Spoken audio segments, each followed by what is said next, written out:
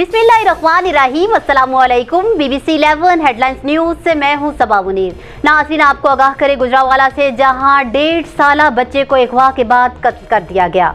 Police के मुताबिक अफसोसनाक वाकया थाना अरूब के इलाके विनियावाला में पेश आया।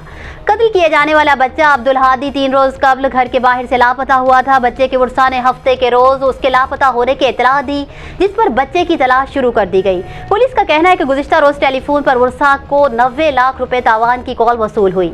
टेलीफोन नंबर से कॉलर की तहकीकात की गई तो सुराग हमसायों के घर पहुंच गया, जिस पर हमसायों के 4 अफराद को गिरफ्तार करके तहकीकात का आगाज कर दिया गया है।